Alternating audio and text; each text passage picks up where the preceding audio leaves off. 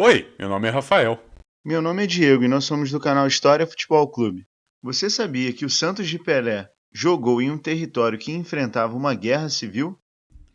E você sabia que o conflito entre a Nigéria e Biafra levou à morte de 3.000 a 5.000 pessoas de fome?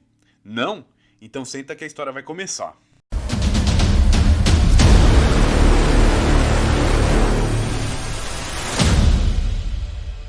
Em 1960, a Nigéria conquista a independência do Reino Unido e, portanto, passa a ser um país com inúmeros grupos étnicos.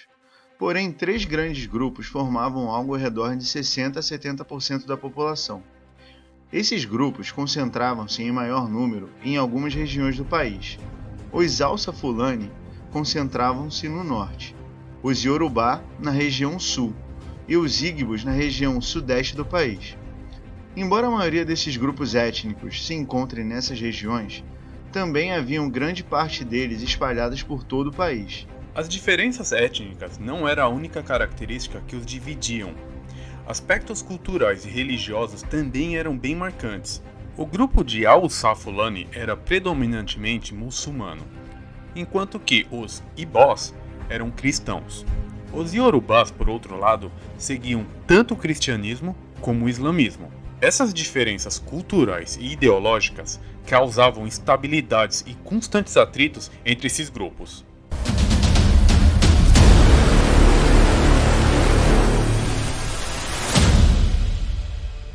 O primeiro-ministro da Nigéria, após a sua independência, foi Abubakar Tafawa Balewa. Vindo do norte do país, ele dividiu o país em três regiões correspondentes aos grupos étnicos citados anteriormente, dando liberdade política a essas regiões de escolherem seus próprios líderes. Porém, isso resultou em interesses locais desses líderes, fato que aumentou o atrito entre as regiões. Um grupo de Igbos formaram uma conspiração contra Balewa, dizendo que o primeiro-ministro estava minando as riquezas de óleo do Sudeste, região predominantemente Igbo. Nesse momento, havia uma disputa regional pelo controle do óleo do país. Esse fator adicionou mais pólvora na bomba que estava prestes a explodir. Em janeiro de 1966, um grupo de militares Igbos sob o comando do general Johnson Ag Ironsi aplica um golpe, tiram do poder e assassinam Balewa, passando assim o poder ao próprio general Ironsi. O golpe, no entanto, não era visto como revolucionário ou positivo por outros grupos da Nigéria. E, portanto, após 6 meses, setores das sociedades dos Hausa Fulani e Yorubás organizam-se e aplicam um contragolpe derrubando o general Ironsi, e passando assim o poder para o general Yakubu Gowon. Gowon então aplicou severas medidas punitivas contra os Igbos, resultando em um massacre de milhares de mortes de pessoas desse grupo no norte do país. Com esse cenário, no ano de 1967, o líder dos Igbos, o general Odumegu Ojukwu, e pessoal, já deixo minha desculpa aqui porque eu não tenho certeza se essa é a correta pronúncia.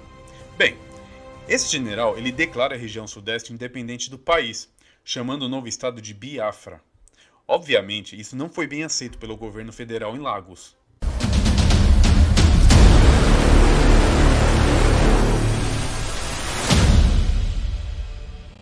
Por 2 meses, o governo federal tentou, sem sucesso, resolver de forma diplomática a questão e, portanto, em julho de 1967, o governo lança uma ofensiva numa tentativa em larga escala de invadir e retomar Biafra. Contando com uma rápida vitória na operação, o exército nigeriano cercou e atacou Biafra com pesada artilharia terrestre e também bombardeou a região com aviões de guerra, eliminando não apenas soldados, mas também milhares de civis.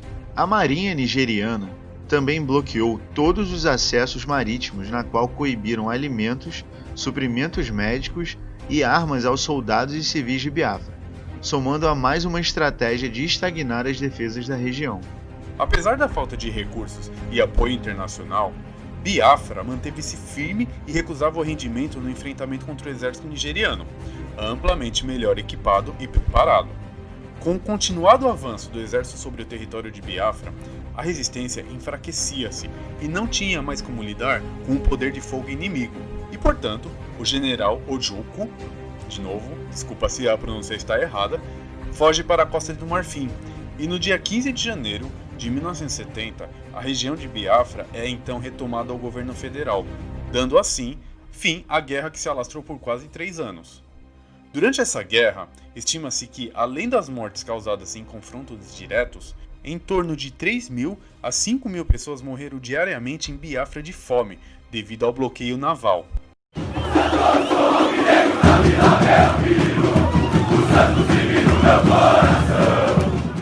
Pelé e o Santos, há 2 anos, foram à África jogar várias partidas, 2 delas na Nigéria, uma outra em Biafra. Estava no auge a guerra de Biafra. Os 2 exércitos, então, combinaram 3 dias de trégua especialmente para que Pelé pudesse jogar nos 2 campos. Esse trecho foi retirado de uma matéria escrita pelo falecido jornalista Armando Nogueira, 2 anos depois da excursão do Santos ao continente africano. Essa foi a primeira vez que se mencionou esse feito do Santos. Mas por que será que algo tão importante assim não foi noticiado antes? Antes disso, é importante saber a lenda por trás dos fatos. Segundo o senso comum, o Santos de Pelé, time mundialmente conhecido, foi realizar mais uma das suas diversas excursões, nesse caso, no continente africano, em 1969. Naquela época, o continente passava por algumas guerras e conflitos armados, e durante o dia, ou os dias de jogos do clube da Baixada Santista, havia um acordo de cessar fogo com o intuito de ver o Santos de Pelé. Que o Santos da época foi um time histórico capaz de conquistar inúmeros títulos, façanhas e marcas históricas, ninguém duvida. Mas será que realmente seria capaz de parar uma guerra? E caso tenha acontecido essa guerra, foi interrompido na Nigéria ou no Congo?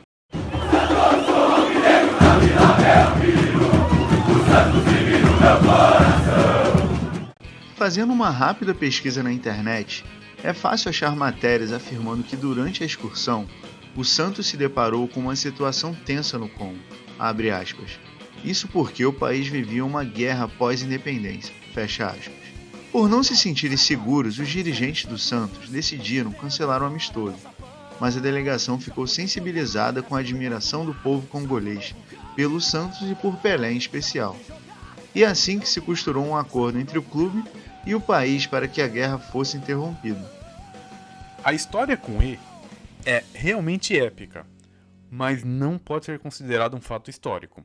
Isso porque não ocorreu guerra alguma no Congo no ano de 1969. O que havia era uma tensão diplomática entre a República Democrática do Congo, que tinha uma política capitalista na época, e a República do Congo, que tinha uma política socialista. Os 2 países são separados pelo Rio Congo. E o ápice da tensão diplomática foi a interrupção do transporte hidroviário entre os 2 países.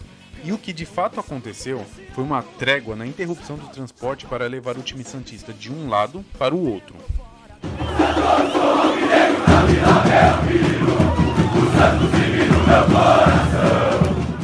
Como a gente viu nesse vídeo, de fato existiu uma guerra ocorrendo no território nigeriano, e que tinha como objetivo a criação de um território independente. Mas colocando no contexto do ano de 1969, o confronto ocorria a mais de 100 quilômetros de distância de Benin, que era onde seriam disputados os amistosos. Segundo o antropólogo José Paulo Florenzano, que estuda o tema há 10 anos, diz, abre aspas, no momento em que o Santos joga na cidade de Benin, o território de Biafra encontra-se reduzido a 1/4 do que era originalmente, quando declarou a secessão. Não tinha saída para o mar, estava cercado territorialmente, com espaço aéreo vigiado. Do outro lado do rio Níger, a mais de 100 quilômetros de distância, nós temos a cidade de Benin. Não havia um exército disputando militarmente o controle daquela cidade, tampouco o entorno, nem sequer a região onde ela está inserida. Fecha aspas. Ao longo desse vídeo, a gente citou uma aspas do saudoso jornalista Armando Nogueira, em que ele falava sobre a façanha santista. Mas, no mesmíssimo texto, ele diz: todo mundo sabe que o prestígio de Pelé no mundo inteiro só não abre as portas do céu, mas essa de suspender a guerra de Biafra há 2 anos, francamente, essa está me cheirando a milongo do intérprete ou do Mister. Vale lembrar que Armando Nogueira fez um relato da matéria escrita pelo jornalista americano Robert Marcus, publicada pela Chicago Tribune. O Santos de Pelé é indiscutivelmente um dos times com uma das histórias mais gloriosas no futebol mundial, admirados por todos, mas não foi o suficiente para parar uma guerra, como muitos dizem. E sim, o que existiu foi uma curta trégua para que o time pudesse viajar dentro do país de um lado para o outro. E por esse motivo, que é sempre importante validar os fatos, independente se é futebol, política, científico, não importa. E com isso, vamos ficando por aqui. Muito obrigado e até o próximo vídeo. Tchau!